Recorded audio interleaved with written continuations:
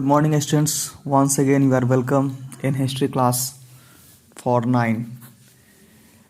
In previous lectures, we have discussed about the rule of king in France during 18th century, French monarchy. We have discussed, and in today's lecture, I have decided to teach you about how France became a republic. Now, in this lecture, we will come to know that how did monarchy abolish in France and new republic, new system was adopted in France, and reign of terror. We will also discuss about this. So here we start. Before coming to this point, I will come to this point. Students, as you know that National Assembly framed the Constitution of France. You know that National Assembly framed the Constitution of France, and Louis XVI, the power of Louis XVI was curtailed, minimized, shortened, and he was just a monarch, and rest of the power was vested in National Assembly and the members, those who were the members of National Assembly. So in this lecture, we will find out how it could happen. मैं आपको ये बता रहा हूँ students कि France में जब Louis 16 के पावर को कम करके नेशनल असेंबली के पास पावर को दे दिया गया और नेशनल असेंबली के जो मेंबर्स थे अब उनके पास अधिकार था कि वो राजा के मन मर्जियों को कंट्रोल कर सके और उनके द्वारा जो प्रपोज्ड होगा कोई भी पॉलिसी या कोई भी लॉ उसको लुई 16 को साइन करना पड़ेगा, उसको मानना पड़ेगा. तो मोनार्क के साथ साथ कॉन्स्टिट्यूशनल मोनार्की, यूरोप में एक दौर चला कॉन्स्टिट्यूशनल मोनार्की का. और इस लेक्चर में हम लोग उससे एक स्टेप आगे की पढ़ाई करने वाले हैं कि रिपब्लिक, फ्रांस अब मोनार्की से आगे आ रहा है, वो अब रिपब्लिक हो रहा है. वो कैसे, आइए देखते हैं. After signing the constitution, Louis 16 entered into secret negotiations. Secret negotiation का मतलब होता है गुप्त वार्ता करना. सेक्रेट नेगोशिएशन का मतलब होता है गुप्त वार्ता या किसी से मीटिंग करना, बातचीत करना. After signing the constitution, Louis 16 entered into secret negotiation with the king of Prussia. Prussia के राजा के साथ लुई 16 एक मीटिंग कर रहा था सेक्रेटली, क्योंकि लुई 16 को ये बात पता चल चुका था कि अब उसके दिन कम है, अब उसकी उल्टी गिनती शुरू हो चुकी है, अब उसको फ्रांस की राजगद्दी से हटा दिया जाएगा. वो दिन आ चुका था और उसके ऊपर देशद्रोह का मुकदमा चलने वाला है और उसे अब वहाँ की जनता नहीं छोड़ने वाली. इस डर से वो अपनी पत्नी के साथ फ्रांस छोड़कर भागना चाहता था. He wanted to flee away. तो इस सिचुएशन में उसके ऊपर क्या किया गया, आइए देखते हैं. In April 1792 National Assembly declared war against Austria and Prussia. Louis 16 Austria और प्रसा से हेल्प लेना चाहता था, नेबरिंग कंट्रीज ऑफ फ्रांस, और इससे वो फ्रांस की जनता के अंदर जो विद्रोह था, जो रिसेंटमेंट था, जो उनके अंदर में उबाल था, उसको ख़त्म करना चाहता था.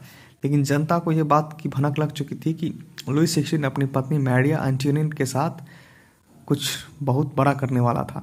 इसी बीच में थाउजेंड्स ऑफ वॉलंटियर्स थ्रॉन्ग मतलब होता है इकट्ठा होना, from the provinces to join the army. France की जनता अब आर्मी को ज्वाइन करने के लिए रेडी हो चुकी थी और वो अब लुई 16 को किसी भी हाल में छोड़ने वाली नहीं थी. और this was a war against king and his atrocity. राजा के द्वारा जो भी वहाँ पर बर्बरता की गई, राजा के द्वारा जो वहाँ पर किया गया, उसके खिलाफ जनता का जो गुस्सा था अब वो एक्सट्रीम हो चुका था. इसी पीरियड में वहाँ के वॉलंटियर्स ने, एक जगह है फ्रांस में मर्सियाई, इसको मर्सियलाइज नहीं पढ़ना है, इसको मर्सियाई पढ़ना है, मर्साई. ये फ्रेंच वर्ड है इसलिए इसका प्रोनाउंसिएशन डिफरेंट होता है. फ्रेंच वर्ड में आप जब प्रोनाउंसिएशन चेक करेंगे तो इसका प्रोनाउंसिएशन मर्सियाई लिखा हुआ है. और इसको फ्रांस की जनता ने अपना नेशनल एंथेम मान लिया, राष्ट्रीय गान माना इसको अपना नेशनल एंथम। और रॉजर डिलाई, इसको बोलेंगे Roger Dilai. Roger Dilai was the person he composed national anthem. Roger Delay composed national anthem France, and new power, new system came into existence. Jacobin club, एक पॉलिटिकल पार्टी जैसे इंडिया में BJP, Congress, JDU वगैरह है, वैसे ही France की एक political party थी जिसमें ज़्यादातर लोग थर्ड स्टेट के थे, जो शू मेकर्स है, जो केक बनाते थे, जो मतलब गरीब लोग थे, उनका रिप्रेजेंटेशन करने के लिए फ्रांस के अंदर एक न्यू सिस्टम को लाया गया और एक नए पॉलिटिकल क्लब का गठन किया गया, जिस क्लब का नाम था मैक्सिमिलियन रॉबेस्पियर के द्वारा किया गया था जैकोबिन क्लब। तो Maximilian Robespierre was the head of the Jacobin club. Maximilian Robespierre was the head of the Jacobin club. Jacobin club क्या था? जैकोबिन क्लब का कोई डेफिनेशन आपसे पूछता क्या कहेंगे आप? Jacobin club was the political club of France which was made or which was constituted or framed for the very purpose to end the reign of Louis XVI and to made France republic and to bring change in France. So the period of Jacobin Club or the period of Maximin Robespierre, called in history reign of terror. In tomorrow's lecture we will talk about this reign of terror in detail. But today I have just introduced you about the reign of terror. France के अंदर जो monarchy था उसको declare कर दिया क्या? France अब Republic होगा 1792 में, और मोनार्की को एबॉलिश कर दिया गया।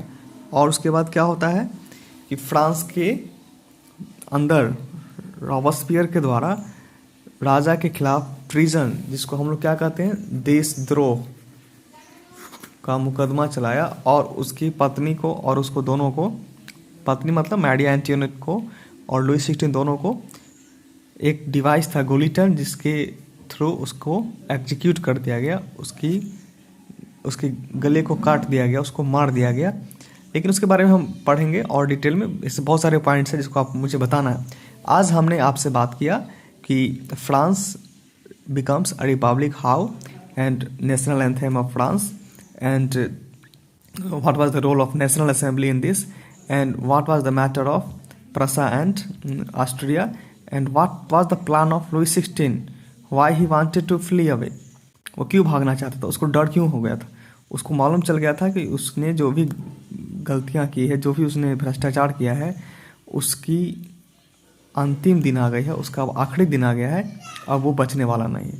तो इस लेक्चर में एक शॉर्ट वीडियो मैंने आपके लिए बनाया और मुझे उम्मीद है कि आपने इसको समझा होगा, इसलिए मैंने नोट्स पे लिख दिया है। आप NCERT टेक्स्ट बुक का हेल्प ले सकते हैं, और अगर कोई क्वेरी है तो आप कमेंट बॉक्स में क्वेश्चन भी डाल सकते हैं। I will reply you. So for today, thank you very much.